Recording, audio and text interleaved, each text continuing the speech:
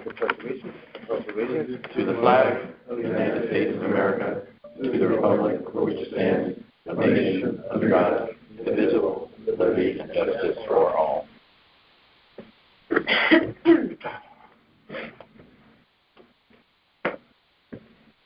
All right. Good evening, everyone, and thank you for taking your hat off over there. All right, so we're going to start with the minutes from the April 23rd meeting. Did everyone get a chance to take a look at them? Any comments, questions? All right, hearing none, they are approved. Public input. There were, I didn't see any emails? No. Okay, so we're going to go directly to Mark Barnard, Director of Community Economic Development. He requests for permission to erect an informational kiosk on the northeast corner of Sherman Green near the bus shelter. And I'll start by saying what a great idea. Well, some of you may remember that we used to have a message board sign up there, advertising upcoming events and programs that the town is offering. That was removed some years ago. It was actually in not great shape, so we're sad to see it go. I coordinated with Anthony as we were doing some work on the green, but we'd like to put back a more modern informational kiosk there, which will display information on upcoming events, orient visitors with a map of the downtown, points of interest nearby. Release one of the sides we'd like to do a digital display board so that we can update the content more seamlessly and remotely.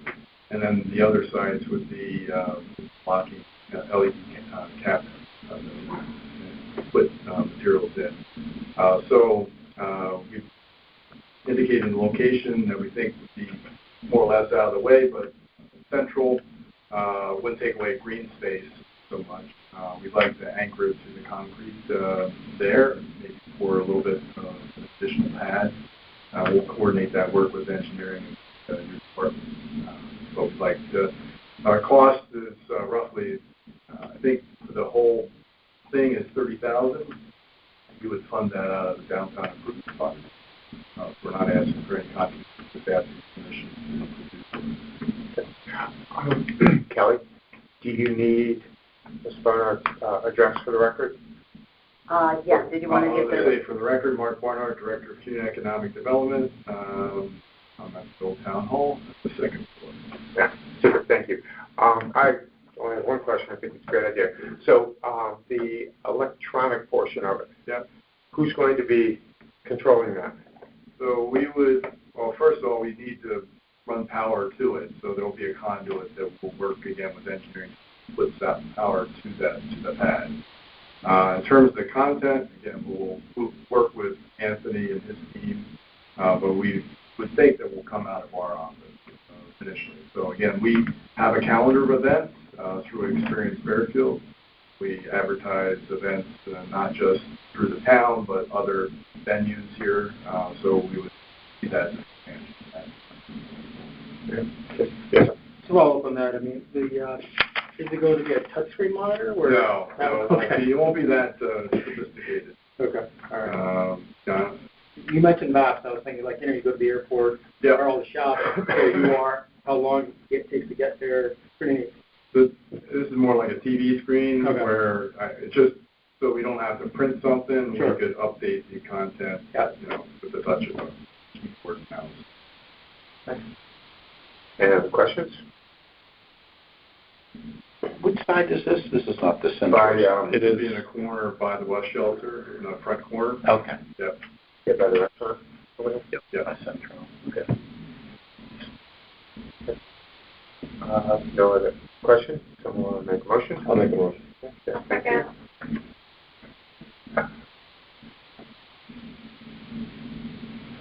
Okay. Any other comments, questions from the board, from the commission? Christmas lights.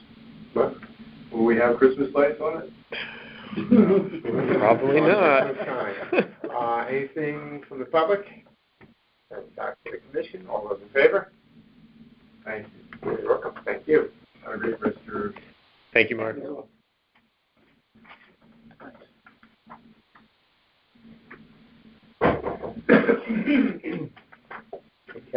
Next up, John Salerno, Marine Slipper I-18, request permission to install a 36 by 12 T-pen in the slip. He's on the line. John, are you on the line? Yep, I'm here. How you doing? Good. How are you? If you could just introduce yourself, your name, your address, and tell us a little bit about your request. Sure, yeah. My name's John Salerno. I live at 2073 Fairfield Beach Road. We're looking to put in a 36 by 12 C-pen. A C-pen's basically like a lift, except it doesn't lift anything. It's more of like a net that keeps the boat out of the water, prevents barnacles from being grown. And, yeah, it's very simple. It just plugs into the dockside outlet and is tied up to the pilings with a rope. Okay. And does a standard size 36 by 12 fit into the slip that you have without infringing on the neighbor? Yes. Well, our plan is to utilize the slip I-18, no longer the H-47, which is what we used previously. I spoke to Justin about this, and after looking over the slip, it looks like it'll be perfectly fine with no obstructions. Okay. Any? Justin's on the line in case what's that? Justin's on the line in case you have any questions. Okay. Actually, one other question. Is the primary reason for this to keep the bottom of the boat clean? Yeah, it's to prevent growth on the bottom. The boat we have does not have bottom paint, so we're going to have to keep that out of the water. So, Justin, I know we communicated this afternoon. You thought it would fit. Any other thoughts? No, I think it looks like it'll fit just nicely in that slip. I'm intrigued to see this technology. It's been around for about 20 years down in Australia, according to their video. But it's a very simple design. You bring the boat on it, and you raise up the back end of it, and you suck the water out, and it keeps the hull dry. I remember last time we had a discussion about a lift. Somebody was talking about how it picks them up, and if that was going to be unsightly. So this is nice because it doesn't actually lift the boat up. So I think it should work just fine in our marina. Okay. Any other questions? Yes, Jamie. Is there a power consumption issue, or is it negligible? I believe it would be negligible because it would be just plugged into the 15 amp shore power. Sorry, 30 amp shore power that the large slips have. I think it would just be running a bilge pump every so often if there was a little bit of moisture detected in it, just like a boat would run its own bilge pump. Yeah, exactly what Justin said is accurate. It only will run the pump whenever there's rain, just like a regular boat. It will not be consuming any power when it's dry and there's no movement of the pen. Any other questions? Anyone want to make a motion for this? I will. I'll second it. Okay. Any further questions or discussion? Maybe from the public? Back to the commission. All those in favor? All right, Mr. Salerno, you're all set. Thank you. I really appreciate your time. You're welcome. Kelly, did we hear from Jen? She said she couldn't make it. Oh, all right. I didn't Yeah. see that. Okay. Okay, next up, Vivian Elliott, Boy Scout Eagle Project, seeking permission to build a Gaga ball pit at Owen Fish Park. Okay, so Yeah. And Vivian, if you could simply, for the record, tell us your address, please. Yep. Sure. Yeah. Okay. Is that what was attached? Yeah. All right. We have this. yeah, Vivian Elliott, 315 Woodstock Circle. Woodside Circle. So just tell us about it. Yes.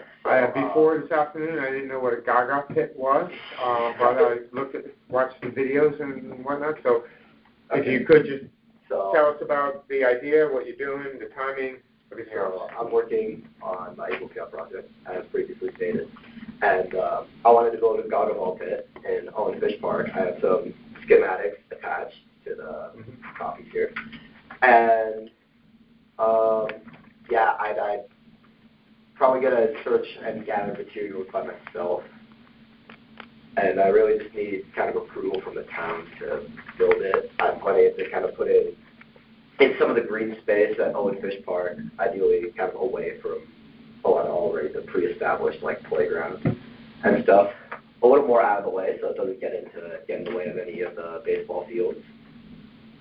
And I'm gonna be looking to do it around this summer before I leave for college. So yeah. So just so you know, if it's approved today, you'll be working with the office to determine the appropriate location for it. So trust me, it won't come into play against with the softball fields or anything, but you will have to work closely. And I know in the presentation that you prepared, you said that you and some of your friends would probably construct it. Anthony, would we have DPW or someone go out to make sure that people aren't going to get hurt? Yeah, we'll have Parks oversee the installation and make sure everything's up to code and that everything's good. Okay. So looking at the videos this afternoon to understand what it was. What's that? You don't know what a Gaga pit is. I do know what a Gaga pit is.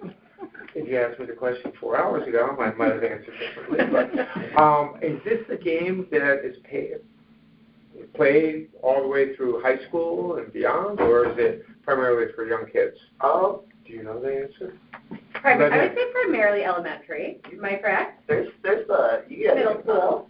High schoolers who play it. Me personally, I got the idea to do this from going to summer camp because I really loved playing Gaga ball there all the time, and you'd see like a wide variety of kids from all ages playing. So, I mean, it really just kind of depends. There's a lot of elementary schoolers, sure, but yeah, it really has a wide age range, I think. Okay. So just so you know, Bridget is just pointing out the fact that I am so much older than her, which means that my children are so much older, and the Gaga pits didn't exist back then. I can read through the lines. Any questions?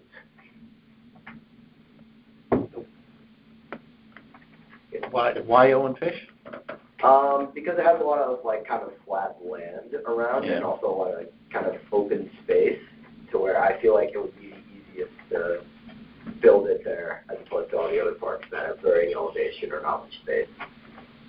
And Anthony, I know somewhere in the write-up or the request, it was Owen Fish or Veterans Park. Yep. Are we thinking that Owen Fish is the way to go? Owen Fish is a better location, just for what the park's used for, and it has the spaces, as he mentioned. All right. Anything else? Someone make a motion? I will. Bridget. Jamie? All right, thank you. Any further questions or comments? All right, anything from the public? Back to the commission. All those in favor? All right, good luck. You're all set to go, and remember, you're going to have to communicate and coordinate with the office. Yep. Okay. Thank you. Good luck with your project. Thanks for your time. You're welcome. Thank you. All right. Next up, Richard Jackson, representing Stanford Alumni Diamond Foundation, requesting to host a small scholarship picnic on June 21st at Veterans Park. Yep. Good evening. So I'm Richard Jackson, and my address is 7th Pine Ridge Road here in Fairfield. And I'm the treasurer of the foundation. The foundation essentially is a foundation that actually provides services to guide students to college We do SAT workshops. We do mentorship. We do college tours. We work with College Guiding Institute, kind of transition the students into college. The students range from Stanford West Hill, Stanford High, Norwalk High, Fairfield Prep, Fairchild Road, Trumbull High, and Shelton High. It's 15 students that are receiving scholarships this year. We had a gala on May 3rd where we raised approximately $35,000 at that gala, and we're going to render about $25,000 of that in scholarships. During the picnic, we have families come out, students come out, members of the organization, sometimes faculty from different colleges. We partner with various schools. I'm a board member at Sacred Heart. We partner with UConn and Stanford. We partner with Yale, my alma mater, and a little bit with University of Bridgeport. And these students go to different schools, ranges from far up to Boston College, as far up to USC. So we did this last year and the previous year, where we had about close to 50 people, 10 to 50. It's a very good event. We don't raise any tents or anything like that. We just kind of bring it, in addition to the barbecue, the barbecue that you have out there, we maybe bring a few more to it. And it goes for about 5 or 6 hours, from 11 to like 5 or something like that. And that's the gist of it, and kind of recognize the students, give families, and give them like the big check, the big, the take photos, that kind of stuff. So you can just utilize the barbecue pits and no food trucks or anything like that? No. It's all cooking out there. Yeah. How do you mentioned some Stanford, Shelton, Trumbull. Yeah, we cover Fairfield County. And a private school in Fairfield, but neither of the publics for Fairfield. We do take scholarship applicants from students from all schools, but this year our recipients are, I just named the schools they're from. None of them are from the recipients, so those aren't the schools we cover all schools in all schools, but the recipients this year, from Fairfield, we have one from Fairfield Prep, and we have 2 from West Hill, 1 from Norwalk High. We have Fairchild Willard, we have Trumbull High, Shelton, and I feel like Bunnell, because really our footprint is Fairfield County. Yeah. And what's the basis for the awards? Is it academic? Is it no. So we have like a scoring system where the applicants come in and we determine, the top. We tier the scholarships. They don't all get the same amount. It's based on the best package, and we tier it. Yeah. Okay. And it has a lot to do with academics, SAT scores, performance in school, that kind of stuff. Yeah. Any questions? You said it'll be like 4 to 5 hours? Yeah. So we start at around 11, and then I guess the bulk of the crowd is there around between 1 and 5. Okay. So here, I don't know, am I reading this incorrectly? It says May 3rd at 6 p.m. No, that was the scholars. That was the gala. Oh, sorry. Okay, that was the gala. Sorry. The gala took place that May 3rd. Yeah. Okay. At Grassy Hill, that gala was in Orange. Have you done it before there? Yeah. Yeah. Okay. At where? At Veterans? Yeah. Yeah, we did last year and the previous year. Okay. So, just to understand for the motion, you are requesting Veterans Park on June 21st, and what specific hours are you requesting? So we get there to set up around 11, and then probably wind down around 5.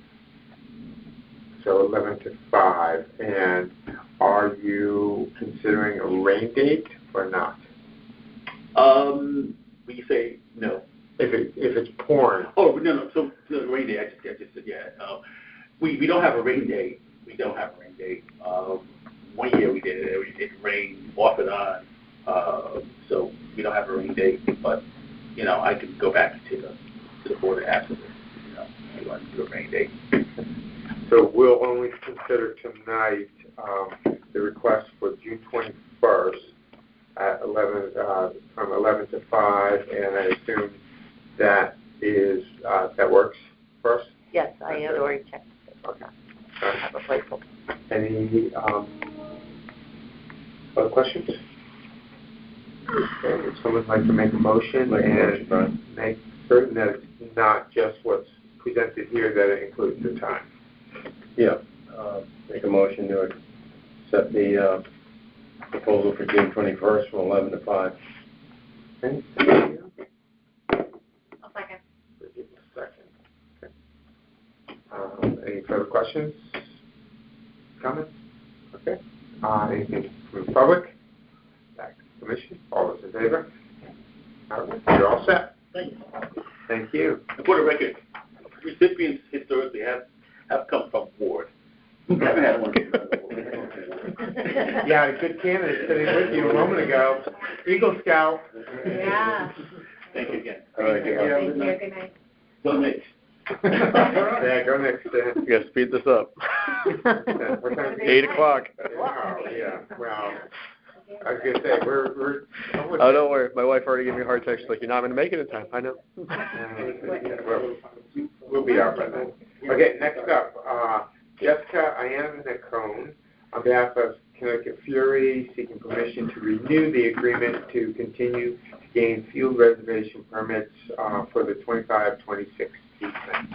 Jessica Iannacone. Did I say Jennifer? I'm Yes, sorry. no. Oh, I did. Yeah, Okay, I'm sorry. Yeah. All right. 89 Harvester Road. So Fury had 7 teams this fall with 85 girls, with a total of 3 out-of-town players. Our high school girls renew in the spring, so we currently have 16 with 72 players and 3 out-of-town players. And we would like to continue to be able to use the field in the fall, hoping to add another younger team, which would hopefully be all Fairfield residents. Okay. As a reminder, so for blanket permits, the rule is 100% Fairfield residents. So we worked with Connecticut Fury for a long time last year, kind of going back and forth, and the proposal that we came up with was that because we're allowing up to 2 non-residents per team, and this is primarily because the program just can't survive without, some of the teams can't survive without bringing in 1 or 2 outsiders. So we agreed that they would be charged a premium rate per player at 2 times the standard Fairfield rate. They would be securing the permits under Section 36, Category D, which allows for the blanket permit, but we would limit it to 2 players per team. So when you say 3, I assume that's not over any all the teams. one team, okay?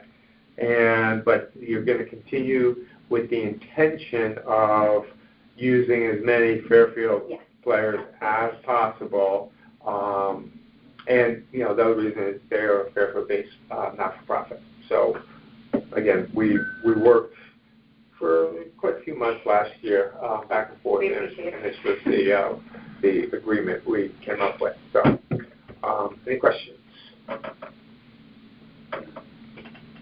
It all worked out fine last year? Yep. And so this would be for the season that starts in July. Your season starts in July, or when does the season start? So right now we go through July. So I thought that. Just leave it. I'll do it later. I thought that, I guess if it starts in July, that would be fine. But No, I'm sorry, because we approved it for the two seasons, and I recall July being. Yeah, so our spring season ends in July. Okay. And then we start back up again kind of the end of August and September. Okay, and so we have approved right now through the end of July, that season. Correct. Okay, so we would be looking at the next two seasons. Okay, great. Any other questions? Is that what we're looking at right now, Brian?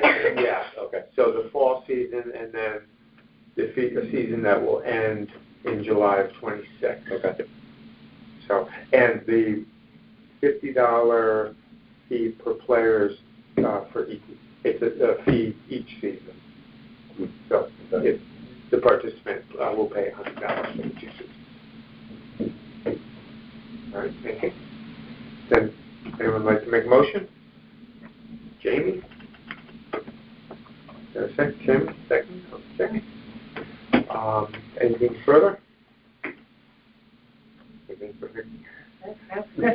Continue to support. All right. Back to the commission. All those in favor?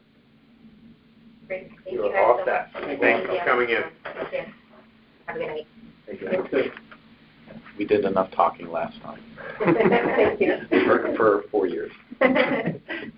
Okay, Jen's not here, so we're going to have Board of Education report. Do you want to do the director's report now? Or No, I'll do it now. Back? Yeah, no, let's do it now. Okay.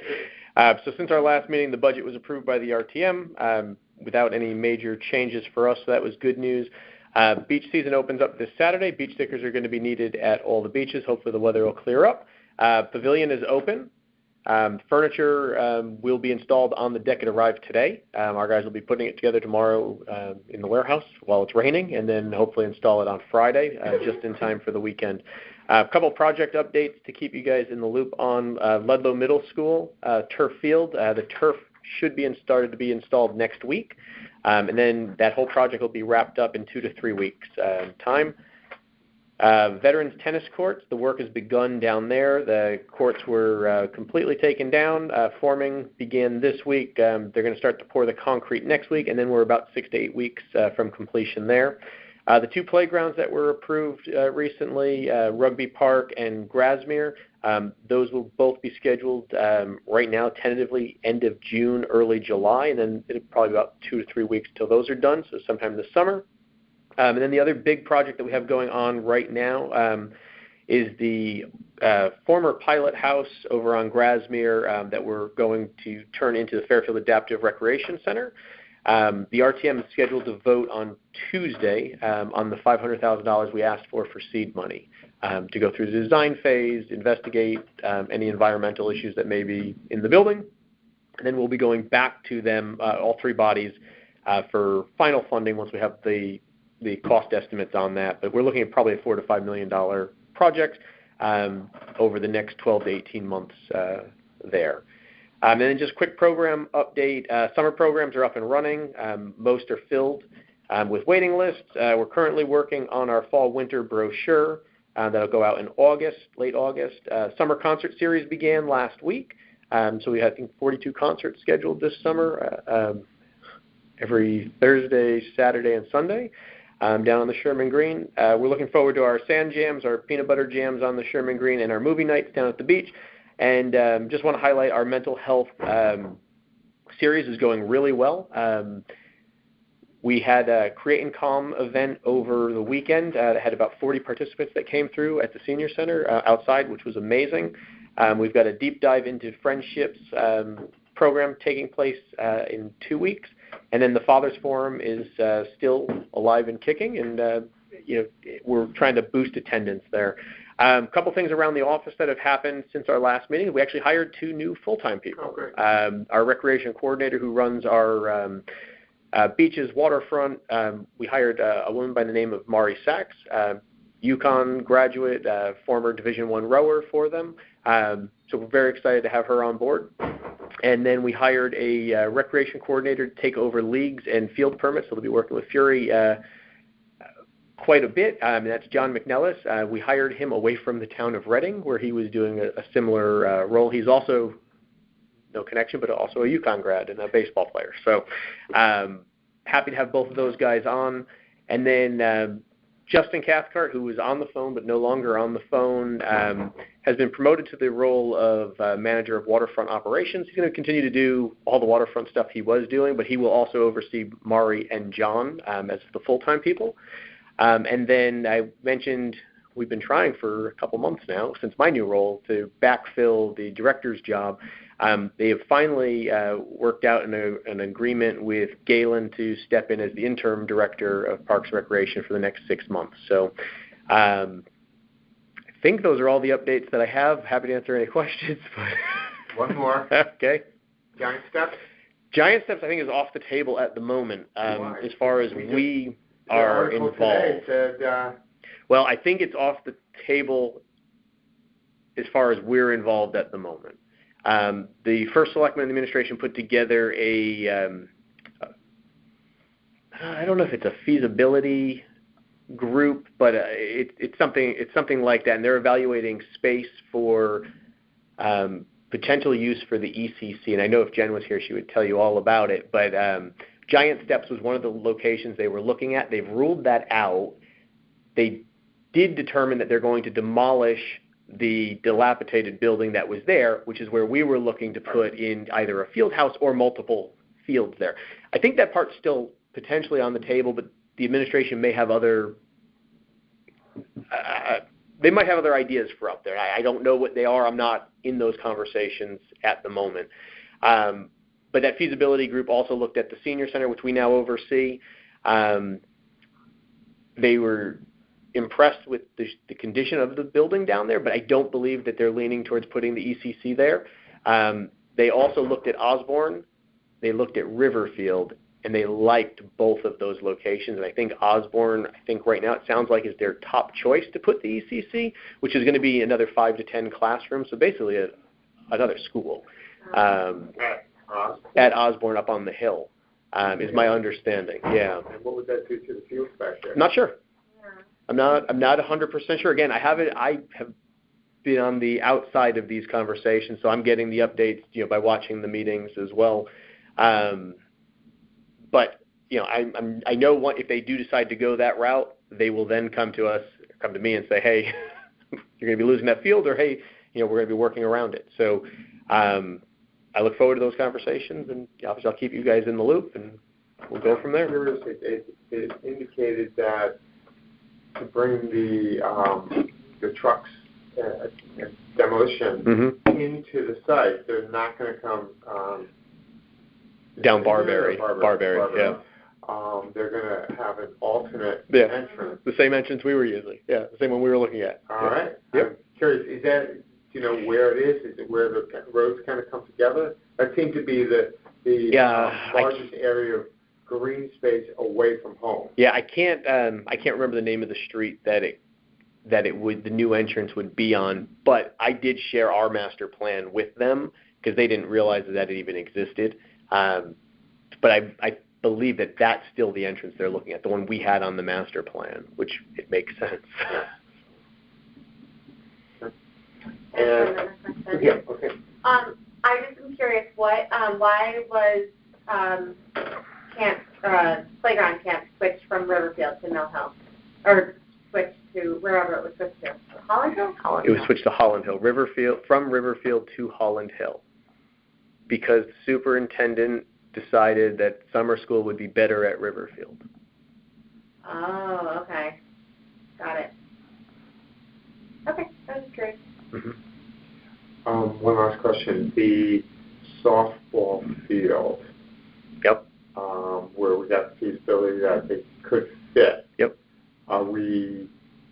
Is someone working on? So we're carrying that on the waterfall chart, the 10-year plan. I think it's 3 years out. It's either fiscal 29 or fiscal 30. So it's kind of holding steady there right now. The league, not the lady that was just here, the woman that was just here, but I've met a couple times with the league. Obviously, they're very excited that we are considering that, and they'd like to see it moved up the waterfall chart. So I think that's probably something we'll talk about come September when we start looking at the waterfall chart again and figuring out which projects are going to move forward on the whole town plan. But if that's one that we all think should move up, then we'll move that up and we'll move something else back. Yeah. Very good. Thank you. Any other questions? Anthony, quick question. You said the when you hire one of them is going to take over all the permits. Yes. Who was it before? Galen. Galen. Yep. So when in her role as assistant, it was always permits were always with the assistant director, but we won't have an assistant director anymore. So, yeah, it's going to be. I think it's going to be a really good change. Okay. Now we need to. Right, so I'm going to write the time. Well, we haven't gone into it yet, so. Okay. So we want to discuss a couple things that should be handled in executive session. So we need a motion to move from general meeting to executive session in a second. Jamie? And wait a second. Yeah, okay. Okay. Now we are officially in executive session. And so we'd like to make a vote on the Jackie Durrell Scholarship winners. And if you could tell us the names again. Yep. Ashley Henry from Fairfield Ward High School and Michael Skoll from Fairfield Ludlow High School. All right. Two excellent candidates. Would someone like to make a motion to approve? I will. Bridget? I'll second it. Oh, all right, go ahead. All right, Joseph. All right. And all those in favor? Aye. Okay. So that is no. You made the motion. Yes. Joseph. All right, and we are done unless there's anything else anyone wants to bring up. All right. Here's Nick time. Yep. All right. Thank you all. Thank you.